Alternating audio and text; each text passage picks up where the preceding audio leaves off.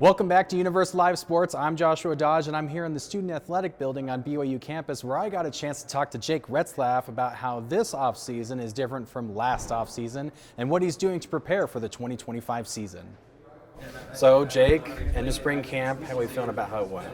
Awesome. I love the way the team's coming together. It's cool to see these new leaders emerge because obviously guys graduate, and it's been fun to learn about our team and learn about the new team. Every year's a new year. And so to be able to discover this team has been a super fun process in spring ball.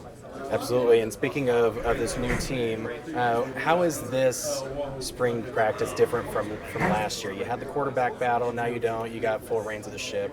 What's different? For me personally, obviously a lot different, right? Like I'm running with the ones only this year, and it's no competition for me, but you know, it's still a competition. I got to battle myself every day, you know, to never.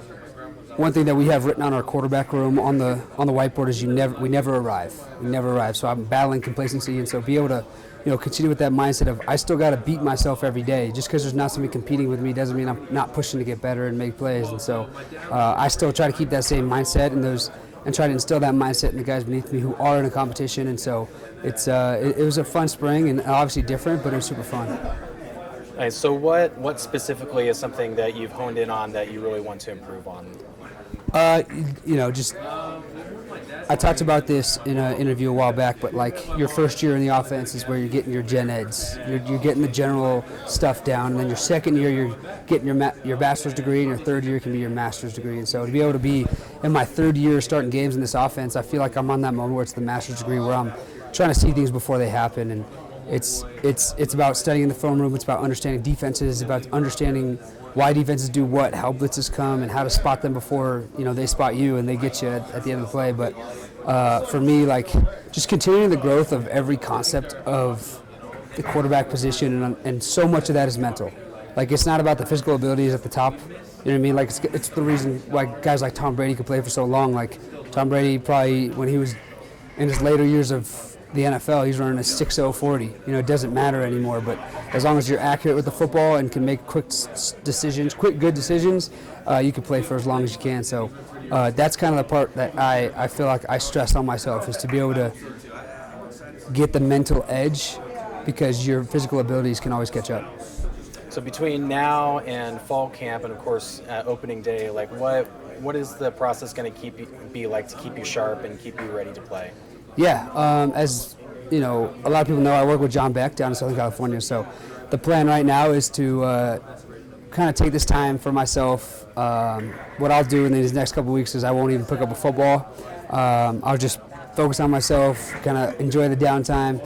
We haven't had downtime since last summer because we went straight from bowl prep, bowl game. We had 1 week off, and then it was back here in training. And so it'll be nice to have this little time to kind of like relax a little bit, you know, de-stress and just calm down a little bit so the mind's not going 100 miles an hour every day, all day.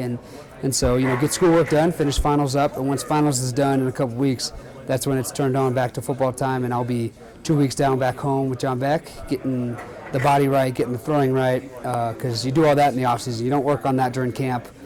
You work on that in the offseason, and so I'll be getting that done, and then this summer when I get back to Provo, it'll be straight to winter workouts, and then as the summer ramps up, you know, it'll be more and more throwing, more and more PRPs, get the guys out there again together, and that'll lead into to fall camp. But more importantly, along those times is a lot of time spent hanging out with the guys, enjoying the summer here in Utah. It's nice, and so, you know, a lot of the team isn't built necessarily always on the field, and so to be able to just be with the guys off the field, and we got a lot of pickleballers in this locker room, a lot of basketball players, a lot of golfers, so it'd be fun to do that and hang out with the guys and build the team off the field.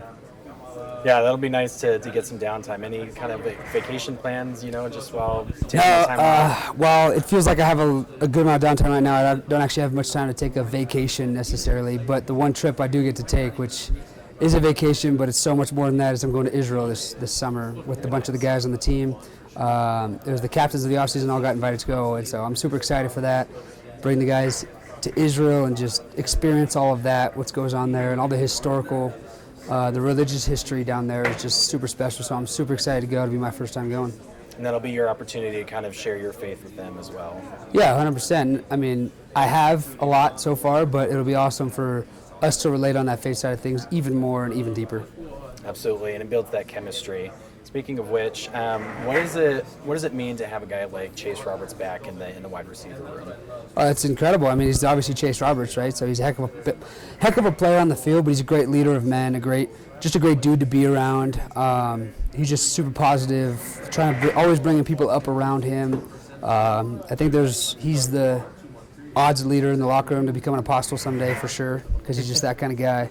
But he's just great to have that kind of mentality back, that leadership back, where he's not looking out for himself. He's looking out for the state of the team. And to have a guy like Chase doing that, and to show the next guys up, to have him and Keelan together in the same room, both natural leaders, to just bring those guys up and then bring up all the skill positions with them, it's great. Chase is an incredible player, obviously an incredible guy off the field. Awesome. And with Chase and Keelan being those leaders in the wide receiver core, which wide receiver have you seen really improve the most during spring practice? Obviously not Chase, because he's obviously out with the labrum, but throughout the spring ball, it's been fun to see some guys progress. Keelan's Keelan. Keelan makes plays left and right. He's the guy, but the most progress I think I've seen out of a guy is probably JoJo Phillips. He's really matured as a receiver. He's become into his body. He's playing like he is in the size. He's still running under deep balls really fast, because obviously he's a fast receiver, but I mean, when he's making plays through DBs now, he's making the contested catches. It's clicked in his head where it's like, I'm gonna just go catch every ball, and so it's been super fun to throw him the ball, watch him make plays where he maybe shouldn't have. Those 50-50 balls that might have been 50-50 are now 80-20 for JoJo, and so it's super cool to see him kind of grow up in that role. Obviously, he's a young cat. A young football guy, where when he got here, he wasn't taught the game of football as well as he would end up knowing it now, 2-3 years later. And so it's super fun to see him progress in that way. I feel like we both came in like the same time, so I've watched him progress all the way through and understand the game more and more and just get after it more and more. So JoJo is probably the most improved in that room.